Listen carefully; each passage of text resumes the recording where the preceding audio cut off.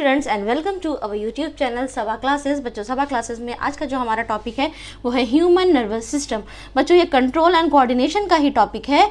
इसमें हम control and coordination में न्यूरॉन का स्ट्रक्चर, उसकी फंक्शनिंग और रिफ्लेक्स एक्शन को देख चुके हैं। ये अगला टॉपिक है ह्यूमन नर्वस सिस्टम। इसमें बच्चों मेनली हम लोग ब्रेन की स्टडी और उसके फंक्शन को देखेंगे, लेकिन उससे पहले का बैकग्राउंड हमने इसलिए आपको व्हाइट बोर्ड पे बना के बता दिया है ताकि आपको पता चले कि ब्रेन जो है वो किस सिस्टम के अलॉन्ग आएगा या नर्व्स हैं वो किस सिस्टम के अलॉन्ग आएंगे। अगर 20 से क्वेश्चन पूछा जाएगा तो आप एग्जैक्ट आंसर नहीं दे पाएंगे, इसलिए इसका बेसिक क्लियर होना ज़रूरी है। हम बहुत डीप में नहीं जाएंगे, बस ये है कि हमें इसके पॉइंट्स पता होने चाहिए, ठीक है। तो ह्यूमन नर्वस सिस्टम बच्चों 2 पार्ट्स में डिवाइडेड होता है, एक सेंट्रल नर्वस सिस्टम और पेरिफेरल नर्वस सिस्टम। नाम से ही पता चल रहा है सेंट्रल नर्वस सिस्टम, यानी कि जो हमारी बॉडी के बीचों बीच में सिचुएटेड है नर्वस सिस्टम। बीचों बीच में क्या है? ब्रेन है, और ब्रेन से निकली हुई क्या है? स्पाइनल कॉर्ड है। यानी ब्रेन और स्पाइनल कॉर्ड की स्टडी हम जिस नर्वस सिस्टम के अलॉन्ग करेंगे उसको बोलेंगे नर्वस सिस्टम। और नाम से पता चल रहा है पेरीफेरी, यानी पेरीफेरी का मतलब क्या होता है? चारों तरफ। तो हमारी बॉडी के चारों तरफ क्या फैली हुई है? नर्व्स, है ना। तो नर्व्स की स्टडी हम पेरीफेरल नर्वस सिस्टम में करेंगे। और इसके अलावा एक और सिस्टम आता है ऑटोनॉमिक नर्वस सिस्टम, इसकी स्टडी भी हम पेरीफेरल नर्वस सिस्टम के अलॉन्ग करेंगे। तो देखेंगे central nervous system is divided into 2 parts. First is brain, second is spinal cord, है ना। स्पाइनल कॉर्ड तो एक ही होती है, इसकी हम बात कर चुके हैं किसमें? रिफ्लेक्स एक्शन में। इसका क्या काम होता है? क्विक डिसीजन लेना, जो बहुत जल्दी से डिसीजन लिए जाते हैं वो स्पाइनल कॉर्ड, यानी स्पाइनल कॉर्ड की फंक्शनिंग हम देख चुके हैं। अब हमें यहाँ पे पढ़ना है ब्रेन को। तो ब्रेन बच्चों क्या होता है? ये हमारा मेन इंपॉर्टेंट आर्गन होता है जो हमारे बॉडी के डिसीजन लेता है, और ये डिवाइडेड होता है 3 पार्ट्स में, फोर ब्रेन, मिड ब्रेन और हाइंड ब्रेन। इनकी बस सिर्फ फंक्शनिंग देखना है, खास करके फोर ब्रेन जो सबसे मोस्ट इंपॉर्टेंट है, इसी का वर्क, इसी की फंक्शनिंग पूछी जाती है। हम बहुत डीप नहीं जाएंगे, बस हम जो हमारे लेवल का है हम उसी को पढ़ाएंगे। तो फोर ब्रेन में बेटा इसमें होते तो कई पार्ट हैं, लेकिन हम इसमें सिर्फ सेरिब्रम और डायंसिफेलॉन को पढ़ेंगे। और हाइंड ब्रेन में पॉन्स, सेरिबेलम और मेडुला ऑब्लोंगेटा भी डिवाइडेड होता है, इन 3 पार्ट्स को पढ़ेंगे, ठीक। तो ये हो गया हमारा सेंट्रल नर्वस सिस्टम।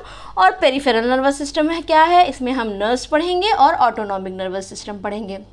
नर्व्स कहाँ से निकलती हैं? ब्रेन से निकलती हैं और स्पाइनल कॉर्ड से निकलती हैं। तो ब्रेन से जो नर्व्स निकलती हैं उसको बोलते हैं क्रेनियल नर्व्स। ब्रेन के लिए क्रेनियम वर्ड यूज़ किया जाता है, इसलिए इससे निकलने वाली नर्व्स को क्या कहेंगे? Cranial nerves. और स्पाइनल कॉर्ड से निकलने वाली नर्व्स को क्या कहेंगे? Spinal nerves.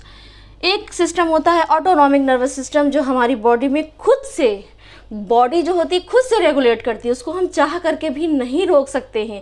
जो इनवॉलंटरी एक्शंस होते हैं, इनवॉलंटरी रिएक्शंस होती हैं, वो ऑटोनॉमिक नर्वस सिस्टम में बच्चों आती हैं। इनवॉलंटरी, जिन्हें हम चाह करके, छींकना है, खांसना है, ठीक है, और जम्हाई है, इसको हम चाह करके भी नहीं रोक सकते हैं। और ये 2 पार्ट्स में डिवाइडेड होता है, सिंपैथेटिक और पैरासिम्पैथेटिक। इसके बारे में बहुत हल्का सा हम आगे चल के वीडियो में देखेंगे। तो इतना बच्चों समझ में आ गया, ठीक है। ये डायग्राम कहीं आप रफ में नोट कर लीजिए, पेन और कॉपी ले करके बैठा करिए, ताकि ये सब चीज़ें आपको अब जब डिवीज़न करना हो तो आपको बहुत टाइम ना लगे, ठीक है। इसका आप स्क्रीनशॉट ले लीजिए या तो फिर आप इसको ड्रॉ कर लीजिए अपने रफ कॉपी पे, ठीक है बेटा। तो हमारा इसका आज का ये हम पूरा नर्वस सिस्टम पढ़ाएंगे, लेकिन इसमें जो मेंस हमारा जो है इसको जिसको डीप में देखेंगे वो हमारा है क्या? ब्रेन। तो ब्रेन बेटा किस में आता है? सेंट्रल नर्वस सिस्टम में आता है ना। सेंट्रल नर्वस सिस्टम में क्या क्या आता है? ब्रेन की स्टडी करेंगे, और स्पाइनल कॉर्ड को तो हम ऑलरेडी रिफ्लेक्स एक्शन में इसका फंक्शन देख चुके हैं। इनका डिटेल नहीं है, सिर्फ इनकी फंक्शनिंग ही है 10th स्टैंडर्ड में, ठीक है बच्चों। तो अब चलिए हम लोग बात करते हैं किसकी? ब्रेन की।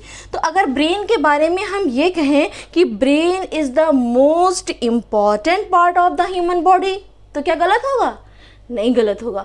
क्यों? क्योंकि इट कंट्रोल्स होल बॉडी। पूरी बॉडी का रिएक्शन, पूरी बॉडी कैसे वर्क करेगी, उसकी फंक्शनिंग क्या होगा, कहाँ पे क्या डिसीजन लेना है, ये सारे काम कौन करता है बच्चों? ब्रेन। तो इसके बारे में हम अगर एक पॉइंट बोलें कि it is the most important part of the body and control whole our body, तो क्या गलत होगा? नहीं गलत होगा। तो हम लोग ब्रेन की स्टडी जब हम लोग आंसर में लिखना शुरू करेंगे तो हम लोग यहीं से लिखना शुरू करेंगे, brain is the most important part of the human body and it controls whole over the body, ठीक है। अब बात आ गई बच्चों, जो हमारा ब्रेन होता है, ये जो हमारा ब्रेन होता है हम लोग को देखने में हम लोग ऐसे होता है, ये है ना, इसमें तो ये क्या होता है बच्चों, ये होता तो बहुत सॉफ्ट है, लेकिन ये ऊपर से जो होता है वो बोन्स का बना हुआ एक बॉक्स होता है, जिसके अंदर क्या होता है, ये बंद होता है। हम लोग अपने सर को छू के देखें तो बहुत टाइट टाइट सा लगता है ना, सॉफ्ट तो नहीं लगता है, लेकिन है तो हमारा ब्रेन। तो ब्रेन जो होता है एक बॉक्स में बंद रहता है। हमने अभी बताया था कि ब्रेन से रिलेटेड वर्ड्स को क्या बोलते हैं, क्रेनियम। तो इसको क्या बोलेंगे, क्रेनियल बॉक्स, यानी कि जिसमें हमारा ब्रेन रहेगा, जो ब्रेन का बॉक्स है उसको क्या बोलेंगे, क्रेनियल बॉक्स बोलेंगे। ठीक है, हमने इतना देख लिया कि ये हमारा ब्रेन है और ये हमारा ऊपर का बॉक्स है। बच्चों हमने इससे पहले जितने भी सिस्टम पढ़ाए थे हमने बताया था हर ऑर्गन के ऊपर एक बहुत पतली सी लेयर होती है, जैसे कि हमने लंग्स में बताया प्लूरा होती है ना, हर चीज़ में। तो इसी तरह ब्रेन के चारों तरफ एक पतली सी झिल्ली होती है जो ब्रेन को कवर किए होती है बच्चों, उसको बोलते हैं मेनिंजेस। क्या बोलते हैं, मेनिंजेस। ठीक है, इसका काम क्या होता है, इसका काम होता है शॉक एब्जॉर्वर का। अगर हल्के फुल्के झटके लगते हैं तो उसको एब्जॉर्व कर लेती है और हमारे ये ब्रेन को प्रोटेक्ट करती है। ठीक है, लेकिन अगर इस मेनिंजेस में कोई तरह का इन्फेक्शन बच्चों कॉज हो जाए, या कोई तरह का शॉक लग जाए, या कोई तरह की गहरी चोट लग जाए, तो इसमें क्या होगा, इन्फ्लेमेशन, सूज जाती है। सूज जाएगी तो अब ये क्रेनियल बॉक्स को तो तोड़ नहीं पाएगी ना, ये प्रेशर किधर डालेगी, ब्रेन की तरफ डालेगी। तो ब्रेन बहुत सही फंक्शनिंग नहीं करता, कहते हैं ना इनकी हरकतों पागलों वाली हो गई है। तो बेटा एग्जैक्ट उसको क्या बोलते हैं, मेनिंजाइटिस। यानी कि मेनिंजेस में, मेनिंजाइटिस यानी मेनिंजेस में किसी तरह का बैक्टीरियल इन्फेक्शन हो जाए, स्वेलिंग हो जाए, कुछ इन्फ्लामेशन हो जाए, तो ब्रेन की फंक्शनिंग इफेक्ट हो जाए, तो उस डिसीज़ को बोलेंगे बच्चों क्या, मेनिंजाइटिस। ये किस वजह से होता है, ब्रेन की जो ऊपर की कवरिंग होती है उसमें स्वेलिंग हो जाने से। ठीक है, ये तीसरी बात हो गई मैंने जो है उसके ब्रेन के बारे में। और ब्रेन का अगर हम वेट देखें तो बच्चों अडल्ट मैन में इसका जो वेट होता है वो 400 ग्राम होता है, जबकि वुमेन में इसका क्या होता है, 1250 ग्राम। हाँ सही देख रहे हैं, मेंस में इसका वेट ज़्यादा होता है इन कंपैरिजन टू वुमेन के। तो इतना बात समझ में आ गई, brain is the main important box and it is situated in the cranial box, है ना। The outer layering of the brain is known as meninges and the swelling of the meninges is known as meningitis and the weight of the men, adult man of, तो क्या होगा 400 ग्राम और women का 1250 ग्राम। तो इतना हमने देखा ब्रेन के बारे में। अब बच्चों ब्रेन में भी क्या है, हमने अभी बताया ब्रेन कितने पार्ट्स में डिवाइडेड होता है, 3 पार्ट्स में। कितने पार्ट्स में, 3 पार्ट्स में। कौन कौन से पार्ट्स होते हैं, fore brain, mid brain, hind brain, है ना बच्चों। हमने देखा ना ब्रेन को, हमने अभी देखा कि कितने पार्ट्स में डिवाइडेड होता है, फोर ब्रेन, मिड ब्रेन और हाइंड ब्रेन या हिंड ब्रेन। ठीक है, ये 3 ब्रेन होते हैं। अब आप कहेंगी मैम हमें बताइए तो कि फोर ब्रेन कहाँ होता है, हिंड ब्रेन कहाँ होता है और जो है मिड ब्रेन कहाँ होता है। तो देखिए अगर हम एक रफली सा फिगर ऐसे करके ड्रॉ कर लें, ये हमारी हो गई स्पाइनल कॉर्ड, और ये ऐसे करके अगर हम ड्रॉ कर लें तो बच्चों ये जो हमारा ये पिछला हिस्सा होता है, ऐसे करके देखें तो ये हमारा हो जाएगा हाइंड ब्रेन। ठीक है, और मिड हाइंड ब्रेन और फोर ब्रेन को कनेक्ट करने वाला एक छोटा सा पार्ट होता है, इसको बोलते हैं मिड ब्रेन। और जो ऊपर का बड़ा सा कवरिंग है वो बच्चों क्या है, फोर ब्रेन। यही सबसे मोस्ट इम्पॉर्टेंट रोल प्ले करता है और इसी के बारे में हम अभी डिटेल में देखते हैं। तो समझ में आ गया, जो ऊपर का पार्ट होता है फोर ब्रेन होता है, नियर अबाउट 2/3 पार्ट को कवर करता है। जो ऊपर का ब्रेन आगे की तरफ होता है वो होता है फोर ब्रेन, जो पीछे की तरफ होता है उसको बोलते हैं हिंड ब्रेन। और इन दोनों ब्रेन के कनेक्शन की जगह जो कनेक्ट करता है, यहाँ के सिग्नल यहाँ पहुँचाता है, जो बीच का पोर्शन होता है उसको बोलते हैं क्या बच्चों, मिड ब्रेन। ठीक, तो इतना समझ में आ गया। अब हम बात करने जा रहे हैं किसकी, ब्रेन में फोर ब्रेन की। ठीक है, हम बात करने जा रहे हैं फोर ब्रेन की बात। ठीक है, फोर ब्रेन यानी कि अगला हिस्सा ब्रेन का। ठीक है। तो बच्चों ये जो पार्ट होता है, अगर हम लोग ऐसे करके देखें तो जैसे जब हम लोग ब्रेन बनाते हैं तो देखते हैं नियर अबाउट ये टू ऐसे करके 2 हिस्से ब्रेन के बने हुए होते हैं कि नहीं होते हैं।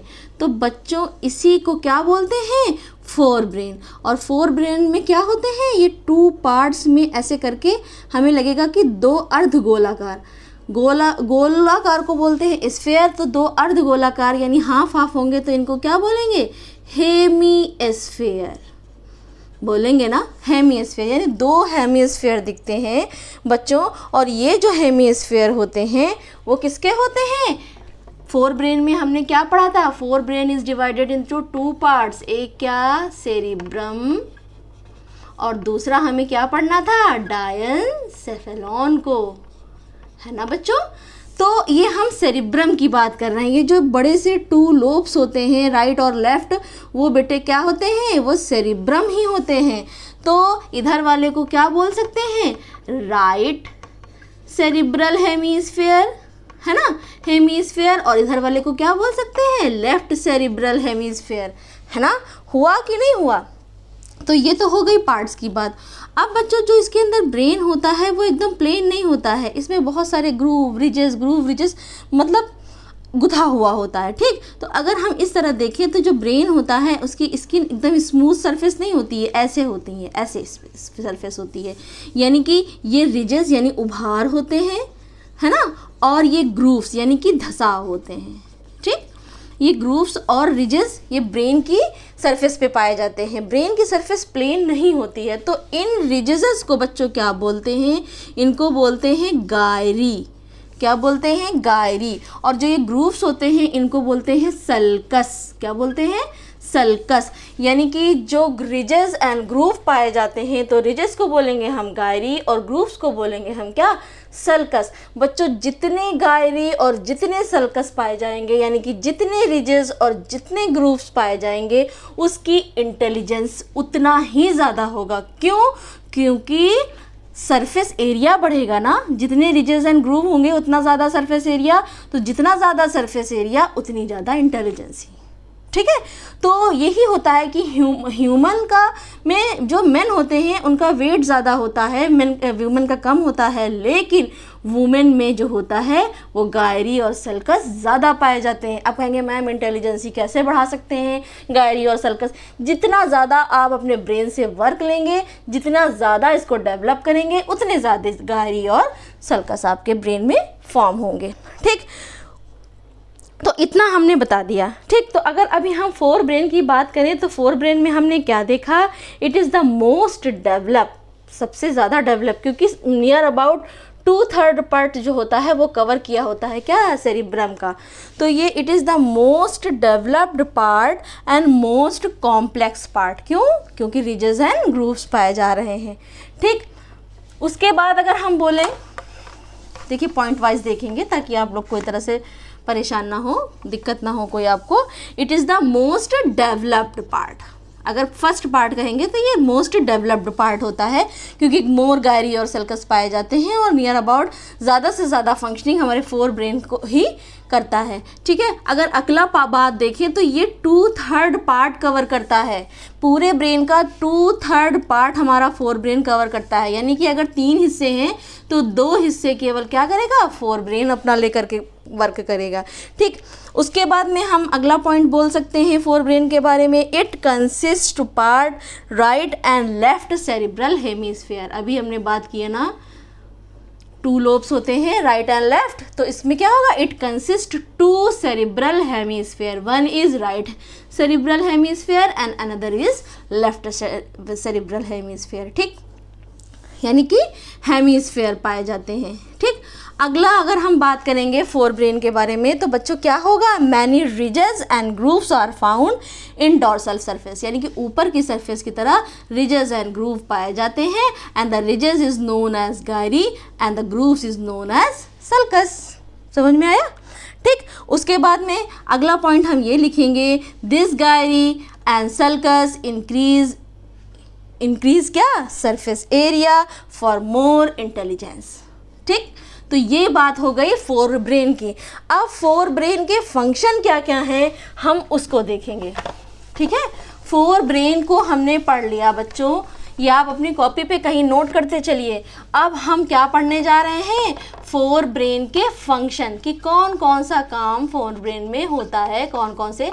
बहुत डीप में नहीं जाएंगे, बस ऊपर ही ऊपर जो हमारे काम की चीज़ें हैं हम उनको देखते चले जाएंगे। तो अगर हम पहली बात करें फोर ब्रेन के फंक्शन की, तो बेटा ये क्या करता है, इंटेलिजेंस के लिए रिस्पॉन्सिबल होता है, ठीक, इंटेलिजेंस के लिए रिस्पॉन्सिबल होता है। इसके अलावा नॉलेज, ठीक, इसके अलावा अगर हम बात करें तो रीजनिंग हो गई, ठीक है, ये जितने भी इंटेलिजेंसी से रिलेटेड होगा, रीजनिंग हो गई या क्रिएटिव आइडियाज़ हो गए, ये सब ये किसके थ्रू आते हैं, ये सब आते हैं हमारे किसके, फोर ब्रेन के थ्रू, ठीक है। अगर और इसके फंक्शन देखें तो बेटा ये रिस्पॉन्सिबल होता है टेस्ट के लिए, ठीक है, राइटिंग के लिए, जिसकी राइटिंग जितनी अच्छी उसका फोर ब्रेन उतना ज़्यादा डेवलप, ठीक है, पेन के लिए, जिसको ज़्यादा दर्द महसूस होता है उसके फोर ब्रेन ज़्यादा डेवलप, उसके अलावा टच के लिए, ठीक है, ये सारे काम भी कहाँ से होते हैं, फोर ब्रेन के फंक्शन से होते हैं। इसके अलावा लैंग्वेजेस, हम क्या बोल रहे हैं, कैसे बोल रहे हैं, जैसे कि लैंग्वेजेस हैं, या हेयरिंग की पावर जो है, ये सब काम कहाँ है, ये सब बच्चों नोट कर लीजिएगा, ये सब कहाँ से होते हैं एसोसिएट, ये सब फोर ब्रेन से होते हैं। इसके अलावा विज़न भी जो है वो क्या होता है, फोर ब्रेन ही इसके लिए रिस्पॉन्सिबल होता है। आगे चल के हम देखेंगे फोर ब्रेन के भी कई पार्ट्स होते हैं, हम 10th लेवल में तो नहीं बताएंगे, इसके भी कई पार्ट होते हैं। ऊपर आगे की तरफ जो फ्रंटल लोब होता है फोर ब्रेन का, वो intelligency, knowledge, reasoning, creative ideas या एब्स्ट्रैक्टिव या कोई तरह की जो इंटेलिजेंस से रिलेटेड क्वेश्चन होंगे वो सब कहाँ होंगे, फोर ब्रेन के आगे के रीजन में, जिसको बोलते हैं फ्रंटल लोब। नंबर 2 पे आएंगे, टेस्ट, राइटिंग, पेन, टच, ये सब कुछ क्या होगा, एक बच्चा होता है पैराइटल, साइड में जो होता है फोर ब्रेन के जो साइड का पार्ट होता है उसको बोलते हैं पैराइटल लोब। बस सिर्फ नाम सुन लीजिए, आपको यहाँ भी इसकी ज़रूरत नहीं है। वो रिस्पॉन्सिबल होता है टेस्ट के लिए, राइटिंग के लिए, पेन के लिए और टच के लिए। उसके बाद में हेयरिंग जो है एक होता है टेम्पोरल, ऊपर की तरफ, तो ये लैंग्वेज के लिए, हेयरिंग के लिए होता है। और विज़न जो होता है वो ऑक्सीपिटल लोब के थ्रू वो फंक्शनिंग करता है, ठीक। हमने रीज़न के नाम बता दिए, लेकिन सिर्फ आपसे फंक्शन पूछे जाएंगे तो आप ये फंक्शन बताएंगे कि फोर ब्रेन ये फंक्शन करता है। तो फोर ब्रेन में हम ये बात कर रहे थे किसकी, सेरिब्रम की, ठीक। अब इसमें हमने फोर ब्रेन में दूसरा पार्ट बच्चों क्या बताया था, हमने दूसरा पार्ट बताया था डायनसेफेलॉन। क्या बताया था, डायनसेफेलॉन, ठीक। ये फोर ब्रेन का हिस्सा होता है पीछे की तरफ वाला, लेकिन डायनसेफेलॉन अगर मान लें ऐसा है तो इसके फ्लोर जो होता है, जिसको नीचे का जो हिस्सा होता है, इसको बोलते हैं हाइपोथैलेमस। बस बच्चों इसी के बारे में हमको बात करनी है, हमें पूरा डायनसेफेलॉन के बारे में बात नहीं करनी है। डायनसेफेलॉन की जो फ्लोर होती है उसको बोलते हैं हाइपोथैलेमस, हमको बस 10th स्टैंडर्ड में यही पढ़ना है, ठीक। और इसी हाइपोथैलेमस से एक ग्लैंड होती है पिट्यूटरी ग्लैंड, अभी जो चल के हमारे एंडोक्राइन सिस्टम में पढ़ेंगे वो भी यहीं पर अटैच होती है, ठीक। तो हाइपोथैलेमस में हम ये कह सकते हैं कि it is the posterior part of fore brain, पिछला ही हिस्सा तो है, तो it is the posterior part of fore brain. और क्या होता है, it is covered by cerebrum, ये सेरिब्रम से पूरा कवर होता है, ये बस पीछे का हिस्सा होता है, इसको पूरा कवर किए होता है क्या, सेरिब्रम, ठीक। अब इसकी हम सिर्फ फंक्शनिंग देखेंगे तो हाइपोथैलेमस के फंक्शनिंग में क्या क्या होता है बच्चों, फंक्शन देखेंगे। फंक्शन इसके ये होते हैं बच्चों,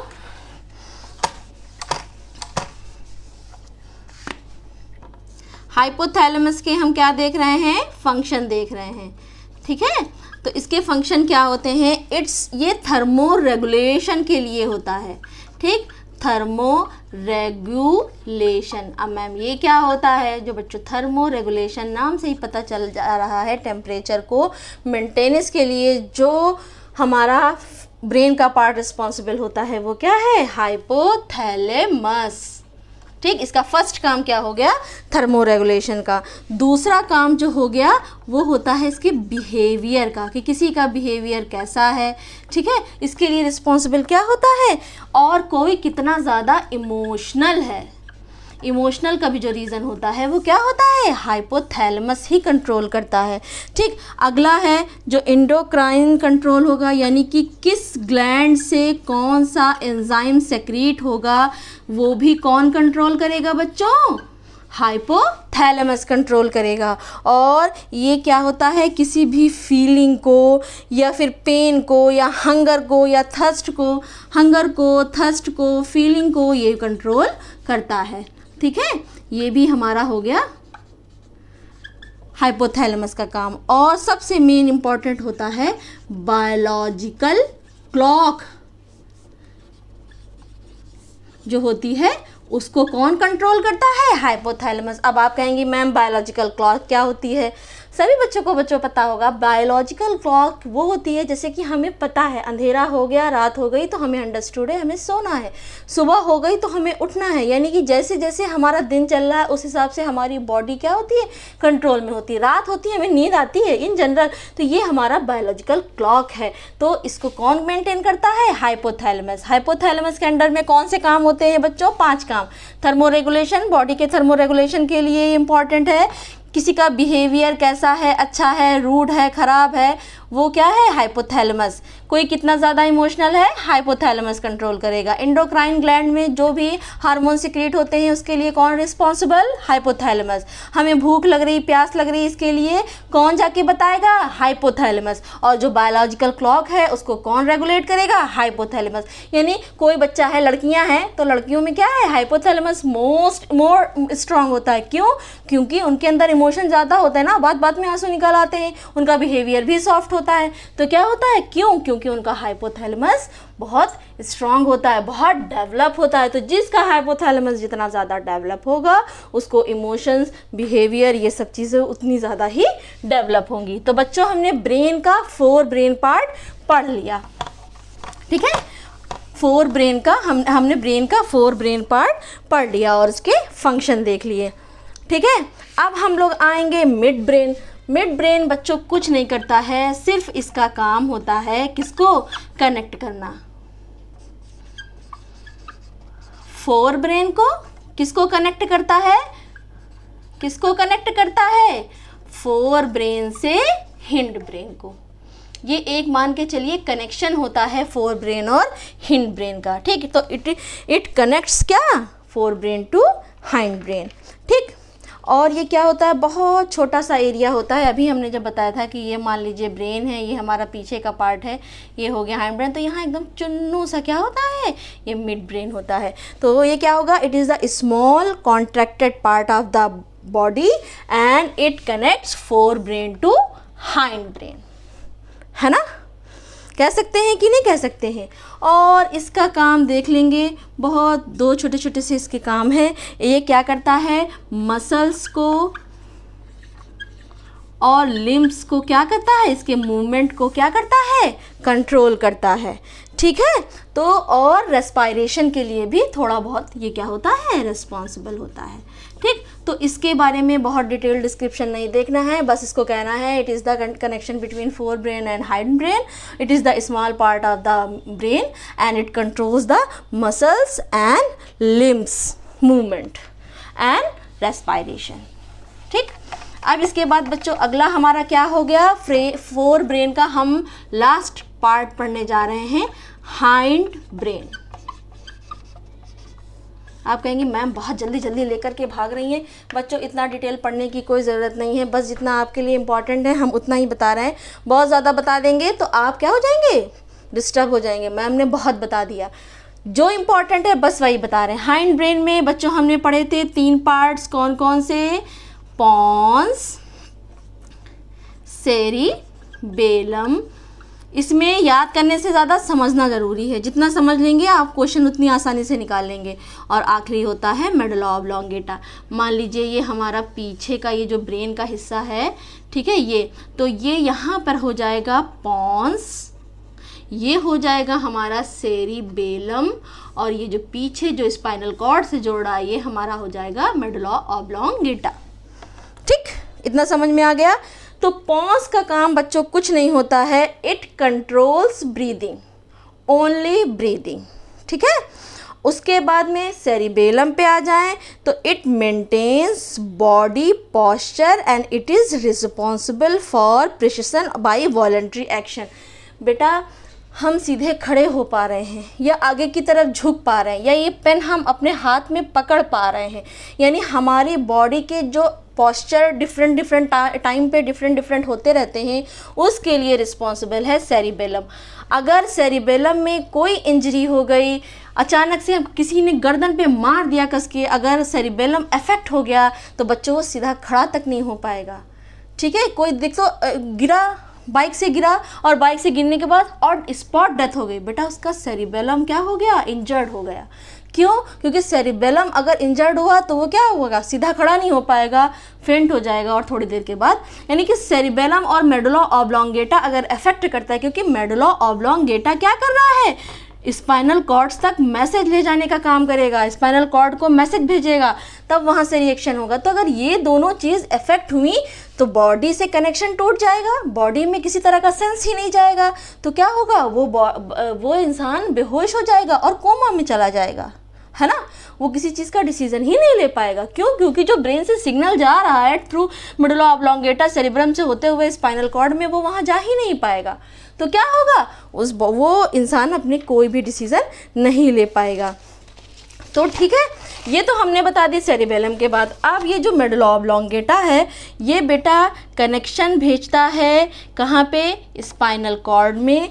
और ये जितनी भी इनवॉलंटरी हमारे इनवॉलंटरी अनैच्छिक काम जो होते हैं, जो हम बिना चाहे करते हैं, यानी कि जैसे कि हमारी बॉडी में हार्ट बीट है, हम चाह करके भी रोक सकते हैं, नहीं रोक सकते हैं। हमारा जैसे कि रेस्पायरेशन है, जो हमारी सांसें चल रही हैं, हम चाह कर रोक सकते हैं, नहीं रोक सकते हैं। इसके अलावा जो हमारा ब्लड प्रेशर हुआ या हमारा सलाइवेशन, यानी कि जो हमारे मुंह में लार निकल रही है, हम उसको रोक सकते हैं, नहीं रोक सकते हैं। तो जितने भी इनवॉलंटरी वर्क होंगे बेटा, वो कौन करेगा, मेडुला ऑब्लोंगेटा करेगा। ठीक है, और क्या करता है, ये जो हमारी बॉडी में जैसे कि रिफ्लेक्सेस जो होते हैं, जैसे कि sneezing reflex, coughing reflex, vomiting reflex, yawning reflex, यानी जो कंट्रोल हम खुद से नहीं कर सकते, ये उनके लिए क्या होता है, रिस्पॉन्सिबल होता है। तो हो गई हाइंड ब्रेन। हाइंड ब्रेन में पॉन्स का वर्क हमें नहीं देखना था, सेरिबेलम का हमने वर्क देखा। क्या देखा बच्चों, सेरिबेलम का क्या हमने वर्क देखा, इट रेगुलेट्स ब्रीदिंग। और मेडुला ऑब्लोंगेटा क्या करता है, इनवॉलंटरी जितने भी एक्शन बॉडी में हो रहे हैं, हार्ट बीट है, रेस्पायरेशन है, ब्लड प्रेशर है, सलाइवेशन है, खांसना है, छींकना है, जम्हाई लेना है, जो हम चाह कर भी ना ला सकते हैं और ना उनको रोक सकते हैं, तो वो सारे एक्शन कौन करवाता है, मेडुला ऑब्लोंगेटा से। ठीक है, तो ये तो हो गया हमारा ब्रेन हमारा कंप्लीट हो गया। ब्रेन में हमने फोर ब्रेन पढ़ाया, मिड ब्रेन पढ़ाया, हाइंड ब्रेन पढ़ाया। उसके बाद था हमारा सेंट्रल नर्वस सिस्टम का स्पाइनल कॉर्ड। बच्चों स्पाइनल कॉर्ड मान के चलिए हम लोग पढ़ चुके हैं। स्पाइनल कॉर्ड किसके लिए रिस्पॉन्सिबल होता है, रिफ्लेक्स एक्शन के लिए। जो डिसीजन में बिल्कुल भी देरी नहीं होगी वो कौन करेगा, वो रेगुलेट करेगा कौन, स्पाइनल कॉर्ड। ठीक है, तो स्पाइनल कॉर्ड, अब ये मेडुला ऑब्लोंगेटा हमने बताया था, मेडुला ऑब्लोंगेटा पीछे की तरफ क्या होगा, ये स्पाइनल कॉर्ड में जाएगा, रीढ़ की हड्डी। अब आप कहेंगे क्या स्पाइनल कॉर्ड रीढ़ की हड्डी होती है, नहीं बच्चों, स्पाइनल कॉर्ड ये रीढ़ की हड्डी में ये छोटे छोटे कॉलम बने होते हैं, ये मिलकर के हमारी रीढ़ की हड्डी बनाता है।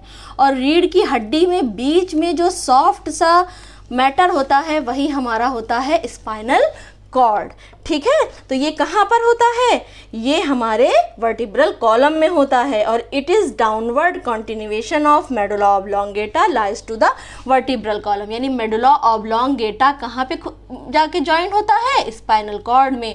और स्पाइनल कॉर्ड कहाँ जाती है, वर्टिब्रल कॉलम में जाती है। तो ये क्या रेगुलेट करती है बेटा, रिफ्लेक्स एक्शन को करती है ना, करती है कि नहीं करती है, ये हमने क्या बताया था कि हमारा ये स्पाइनल कॉर्ड है, अगर हमारा हाथ गर्म तवे पे पड़ा तो क्या करेगा, ये हाथ को हटा लो, इसका डिसीजन लेगा। यहाँ पे हमने बताया था कि एक रिले न्यूरॉन होता है, तो it is the pathway of relay neuron and it क्या controls the quick action of the body. ठीक, इतना हो गया स्पाइनल कॉर्ड में। तो यानी कि हमारा जो है वो क्या कंप्लीट हुआ, सेंट्रल नर्वस सिस्टम कंप्लीट हो गया। ठीक, अब अपने चार्ट में देखिए, जो हमने अभी शुरू में चार्ट बनाया था, सेंट्रल नर्वस सिस्टम हो गया, तो पेरिफेरल नर्वस सिस्टम, दूसरा नर्वस सिस्टम कौन सा था बेटा, पेरिफेरल नर्वस सिस्टम। ठीक है, पेरिफेरल नर्वस सिस्टम में हमने क्या बताया था, 2 पार्ट्स में डिवाइडेड होती हैं, नर्व्स और ऑटोनॉमिक नर्वस सिस्टम। नर्व्स कितने तरीके की बताई थी, 2 तरीके की, जो ब्रेन से निकलेंगी उन्हें बोलेंगे क्रेनियल नर्व्स, और जो स्पाइनल कॉर्ड से निकलेंगी उन्हें बोलेंगे स्पाइनल नर्व्स। यही तो बताया था ना बच्चों। तो इसके अंदर बहुत डिटेल नहीं घुसना है, बस इसमें ये देखना है कि पेरिफेरल नर्वस सिस्टम है क्या और इसका क्या है। ठीक है, all the nerves arises from the brain and spinal cord included in peripheral nervous system. यानी पेरिफेरल नर्वस सिस्टम क्या होगा, ब्रेन से और स्पाइनल कॉर्ड से निकली हुई जितनी नर्व्स होंगी वो नर्व्स मिलकर हमें हमारा क्या बनाएंगी, पेरिफेरल नर्वस सिस्टम बनाएंगी। और जो पेरिफेरल नर्वस सिस्टम होता है इसमें 2 टाइप्स की नर्व्स होती हैं, एक होती हैं क्रेनियल नर्व्स, एक होती हैं स्पाइनल नर्व्स। वो नर्व्स जो ब्रेन से निकलेंगी उन्हें बोलेंगे क्रेनियल नर्व्स, वो नर्व्स जो स्पाइन से निकलेंगी, स्पाइनल कॉर्ड से निकलेंगी, उन्हें बोलेंगे स्पाइनल नर्व्स।